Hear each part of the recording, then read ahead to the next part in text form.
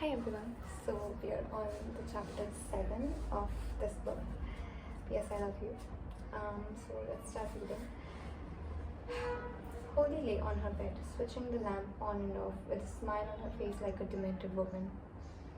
She and Sharon had gone shopping in bed knobs and broomsticks in Malahide, and both girls had eventually agreed on the beautifully carved wooden stand and the cream shade that matched the cream and wooden furnishings of the master bedroom. Of course, they had chosen the most ridiculously expensive one. It would have been wrong to spoil tradition. And although Jerry hadn't physically been there with her as she bought it, she felt as though they had made the purchase together. She had drawn the curtains of her bedroom in order to test the new merchandise. The bedside lamp had a softening effect on the room, making it appear warmer. How easily this could have ended their nightly arguments, but perhaps neither of them wanted to end them. It had become a routine, something familiar that made them feel closer. How she would give anything to have one of those little arguments now, and how she would gladly get out of her cozy bed for him. She would gladly walk on the cold floor for him, and she would gladly bruise herself on the on the bedpost, whilst fumbling in the dark for the bed. But that time was gone. The sound of Gloria Gaynor's "I Will Survive" snapped her back to the present as she realized her mobile phone was ringing. "Hello? Good day, mate. I'm home," shrieked a familiar voice. "Oh my god, Kiara! I didn't know you were coming home." "Well, neither did I. Actually, I ran out of money and decided to surprise you all." "Well, I bet Mom and Dad would be surprised, all right." Well, Dad did drop the towel with fright when he stepped out of the shower. Holly covered her face with her hands. "Oh, Kiara, he didn't. No hugs for Daddy when I saw him." Kiara laughed. "Oh, yuck, yuck, yuck. Change the subject. I'm having horrible visions." Holly laughed. "Okay, well, I was calling to tell you that I was home, obviously, and that Mom's organizing dinner to celebrate. Celebrate what? Me being alive." "Oh, okay. I thought you might have an announcement or something. That I'm alive." "Oh, okay. So who will be there?" "The whole family." "Did I mention I'm going to the dentist to have all my teeth pulled out?" "Sorry, I can't make it." I know, I said the same thing to Mom, but we haven't all been together for ages. "Sure, when's the last time you have seen Richard and Meredith?" "Oh, good old Dick. He was in flying form at the funeral. Had lots of wise and comforting things to say to me, like, 'Did you consider donating his brain to medical science?' Yes, he's a fantastic brother, all right." "Oh gosh, Holly, I'm sorry. I forgot about the funeral." Her sister's voice changed. "I'm sorry I couldn't make it." "Kiara, don't be silly. We both decided it was best you stay," Holly said briskly. "It's far too expensive to be flying back and forth from Australia, so let's not bring it back up, okay?" "Okay." Holly quickly changed the subject. "So, when you say the whole family, do you mean, yes, Richard and Meredith are bringing our adorable little niece and nephew, and Jack and Abby are coming. You'll be pleased to know. Declan will be there in body, but probably not in mind. Mom, Dad, and me, of course, and you will be there." Holly groaned. As much as Holly moaned about her family, she had a great relationship with her brother Jack. He was only 2 years older than she, so they had been close when growing up, and he had always been very protective of her.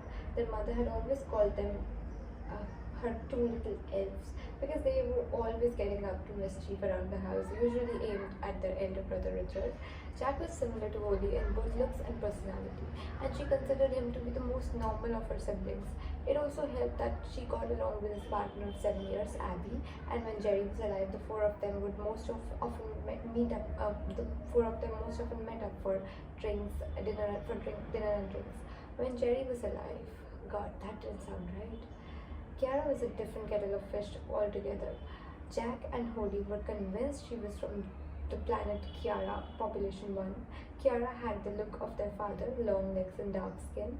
She also had various tattoos and piercings on her body as a result of her travels around the world. A tattoo for every country, her dad used to joke. A tattoo for every man, Holly and Jack were convinced.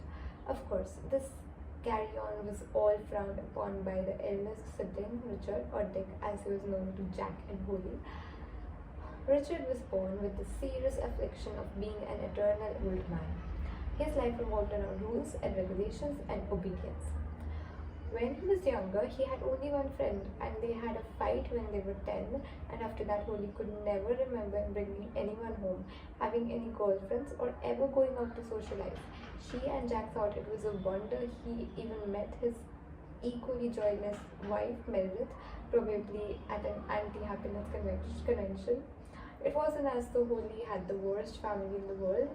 It was just that they were such a strange mix of people. The huge clashes of personalities usually led to arguments at the most appropriate times, or as Holly's parents preferred to call them, heavy discussions. They could get along, but that was with everyone really trying and being on their best behavior. Holly and Jack often met up for lunch or for drinks just to catch up on each other's lives. She enjoyed his company and considered him to be not only a brother but a real friend. Lately, they hadn't seen much of each other. Jack understood Holly well and knew when she needed her space. The only time Holly caught up on her younger brother Declan's life was when she called at the house looking for her parents and he would answer. Declan wasn't a great conversationalist. He was an overgrown boy who didn't quite feel comfortable in the company of adults, so Holly never really knew that much about him. Although she was aware of his unbreakable loyalty to his band, the Orgasmic Fish, whom she had yet to see perform, and it wasn't it wasn't a guitar that he had in his hand. It was a video camera. A nice guy. He just had his head up in the clouds with it. Kiara, her 24-year-old little sister, had been away for the entire year, and Holly had missed her. They were never the kind of sisters to swap clothes and giggle about boys. Their tastes were so much, their tastes differed so much. Although, as the only two girls in a family of brothers, they found a bond. But Kiara was closer to Declan. Both of them were dreamers, with Jack and Holly inseparable, as children and friends as adults, and Richard. That left Richard. He was out on his own in the family, but Holly suspected he liked that feeling of being separated from those he couldn't quite understand. Holly was dreading his lectures on all things boring, his insensitive questioning of her life, and just the whole feeling of being frustrated by comment after comment at the dinner table. But it was a welcome home dinner for Kiara, and Jack would be there. Holly could count on him. But was Holly looking forward to tonight? Absolutely not. Holly reluctantly knocked on the door and immediately heard the pounding of tiny feet flying across the door, towards the door, following by a voice so loud that should not have belonged to a child. "Mommy, Daddy, it's Auntie Holly. It's Auntie Holly." It was Nephew Timothy. Nephew Timothy. His happiness was suddenly crushed by a stern voice. Although it was usual for a nephew to be happy about Holly's arrival, things must be even more boring in there than usual. Timothy, what did I tell you about running in the house? You could fall and hurt yourself. Now go stand in the corner and think about what I said. Do I make myself clear? Yes, Mommy. Ah, come on, Meredith. Will he hurt himself on the carpet or on the comfy padded couch? Holly laughed to herself. Kiara was definitely home. Just as Holly was contemplating escape, the door swung open and there stood Meredith. She looked even more sour-faced and unwelcoming than usual. "Holly," she nodded her head in acknowledgement. "Meredith," Holly indicated. Once in the living room, Meredith. Holly. Okay. Once in the living room, Holly looked around for Jack, but to her disappointment, he was nowhere to be seen. Richard stood in front of the fireplace, dressed in a surprisingly colorful sweater. Perhaps he was letting his hair down tonight. He had his hands in his pockets and was rocking back and forth from his heels to the balls of his toes like a man mid-lecture. His lecture was aimed at his father, Frank, who sat uncomfortably in his favorite armchair, looking like a chastised schoolboy. Richard was so lost in the story, he didn't see Holly. She blew the poor father a kiss from across the room, not wanting to be brought into their conversation. He smiled at her and pretended to catch her kiss. Declan was slumped on the couch wearing his ripped jeans and South Park t-shirt, puffing furiously on a cigarette while Meredith warned him of the dangers of smoking. Really? I didn't know that, he said, sounding worryingly interested while stabbing out his cigarette. Meredith's face looked satisfied until Declan winked at Holly, reached for the box, and immediately lit up another one. Tell me some more, please. I'm just dying to know. Meredith stared back at him in disgust. Kiara was hiding behind the couch, throwing pieces of popcorn at the back of Timothy's head. He stood facing the wall in the corner of the room, too afraid to turn around. Abby was pinned to the floor and being bossed around by little 5-year-old Emily and an evil-looking doll.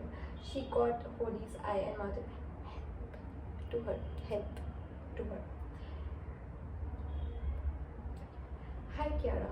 Holly approached her sister, who jumped up and gave her a big hug, squeezing Holly a bit tighter than usual. Nice hair. You like it? Yeah, pink is really your color. Kiara looked satisfied. That's what I tried to tell them, she said, squinting at Richard and Meredith. So how's my big sis? Kiara asked softly, rubbing Holly's arm affectionately. Oh, you know, Holly smiled weakly. I'm hanging in there. Jack is in the kitchen helping your mom with the dinner if you're looking for him, Holly, Abby announced, then widening her eyes and mouthing, Again. Holly raised her eyebrows at Abby. Really? Well, isn't he great helping out mom? Oh, Holly, you know how much Jack just loves cooking. Can't get enough of it, she said sarcastically. Holly's dad chuckled to himself and stopped Richard in his tracks. What's so funny, father? Frank shifted in his seat nervously. I just find it remarkable that all this happens in one tiny little test tube. Richard let out a disapproving sigh at his father's stupidity. Yes, but you have to understand, these are so minuscule, father. It's rather fascinating. The organisms combine with the and away he went again while his father settled back down in his chair and tried to avoid eye contact with Holly. Holly tiptoed quietly into the kitchen where she found her brother at the table with his feet up on a chair, munching on some food. Ah, there he is, the naked chef himself. Jack smiled and stood up. There's my favorite sister. He scrunched up his nose. I see you got roped into coming to this thing as well. He walked towards her and held out his arms to offer her one of his big bear hugs. How are you? He said quietly into her ear. I'm okay, thanks. Holly smiled sadly and kissed him on the cheek before turning to her mother. Okay, I think I'll stop right here, and next part, like the rest of the chapter will be covered in the next part because it's a big chapter. Like, it's still more pages. So yeah, that's it for right now. Thank you.